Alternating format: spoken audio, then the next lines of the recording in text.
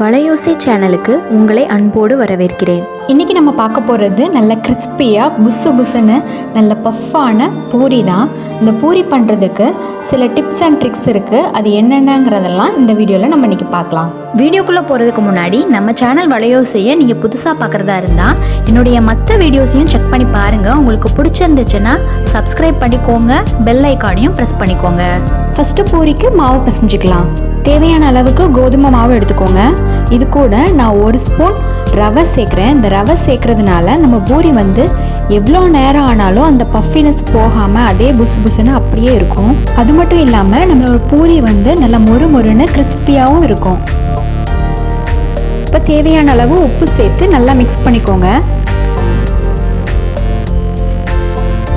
கொஞ்சம் கொஞ்சமாக தண்ணி சேர்த்து பிசைஞ்சிக்கோங்க. மாவு பிசையும் போது கொஞ்சம் கொஞ்சமாக தண்ணி சேர்த்து பிசைங்க, ரொம்ப தண்ணி சேர்த்துறாதீங்க. சப்பாத்திக்கு பிசைகிற மாதிரி ரொம்ப சாஃப்டாக பிசைஞ்சிட்டிங்கன்னா பூரி ரொம்ப எண்ணெய் குடிக்கும். அதனால தண்ணி கொஞ்சம் கொஞ்சமாக சேர்த்து ஓரளவுக்கு ஹார்டாகவே பிசைஞ்சிக்கோங்க.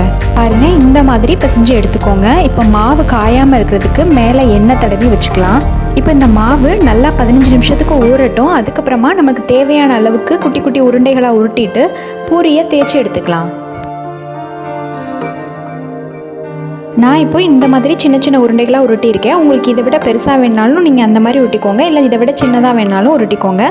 இப்போ பூரி தேய்க்கிறதுக்கு நம்ம எண்ணெய் தொட்டும் பூரி தேய்ச்சி எடுத்துக்கலாம், இல்லை நார்மலாக கோதுமை மாவை டஸ்ட் பண்ணியும் பூரி தேய்ச்சி எடுத்துக்கலாம். நான் இன்றைக்கி கோதுமை மாவு டஸ்ட் பண்ணி தான் பூரி போட போகிறேன். இந்த கோதுமை மாவை டஸ்ட் பண்ணும்போது குறையாக எடுத்துக்கோங்க. நீங்கள் நிறைய மாவு டஸ்ட் பண்ணிட்டீங்கன்னா அந்த பூரி ஃபுல்லாக ஒரே மாவாக இருக்கும். அது அப்புறம் நம்ம எண்ணெயில் பொரிக்கும் போது இந்த எண்ணெய் ஃபுல்லாக ஒரே மாவாக ஆயிரும். முக்கியமாக நம்ம அந்த பூரி தேய்க்கும் போது கவனிக்க வேண்டியது என்னென்னா, ரொம்ப தின்னாக தேய்ச்சிடக்கூடாது. அப்புறமா அப்பளம் மாதிரி மொறு மொறுன்னு ஆயிரும்.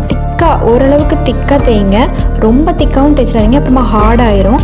மீடியமாக தேய்ச்சிக்கோங்க, அப்போ தான் நல்லா புஃப்னு எலும்பி வரும். இப்போ ஒரு பூரி தேய்ச்சாச்சு. இதே மாதிரி எல்லா உருண்டைகளும் தேய்ச்சிட்டு பார்க்கலாம்.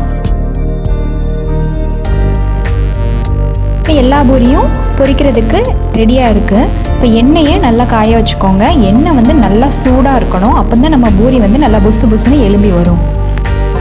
இப்போ ஆயில் நல்லா ஹீட்டாக இருக்குது. நம்ம ஒவ்வொரு பூரியாக சுட்டு எடுத்துடலாம். இப்படி ஒரு பூரி போட்ட உடனே இந்த மாதிரி ப்ரெஸ் பண்ணி விடுங்க, அப்போ அது நல்லா எலும்பி வரும். மேலே பாருங்கள் எவ்வளோ புசு புசுன்னு வருதுன்னு. சூப்பராக நல்லா பஃபியாக வருது பாருங்கள் பூரி.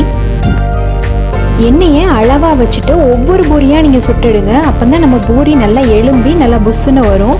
நீங்கள் 2-3 பூரியாக போட்டிங்கன்னா ஒன்றுக்கூட ஒன்று ஒட்டிக்கிட்டு நல்லா புஸ்ஸுன்னு வராது, எலும்பியாக வராது.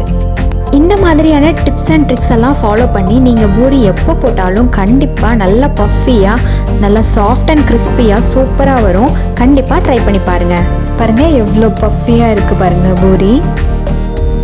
நான் கை வச்சு உடச்சி காட்டுறேன் பாருங்கள், நல்லா கிறிஸ்பியாக இருக்குது. இந்த கிறிஸ்பியான பஃபியான பூரியை கண்டிப்பாக நீங்களும் ட்ரை பண்ணி பார்த்துட்டு எப்படி இருந்ததுங்கிற உங்கள் கமெண்ட்ஸை கமெண்ட் பாக்ஸில் தெரியப்படுத்துங்க. இந்த கிறிஸ்பியான பூரிக்கு சைட் டிஷ்ஷாக நான் இன்றைக்கி பச்சை பட்டாணி கிரேவி பண்ணியிருக்கேன். இந்த பச்சை பட்டாணி கிரேவியோடைய ரெசிபி வீடியோ நம்ம சேனலில் நான் பப்ளிஷ் பண்ணுறேன். மறக்காமல் அந்த வீடியோவையும் செக் பண்ணுங்கள்.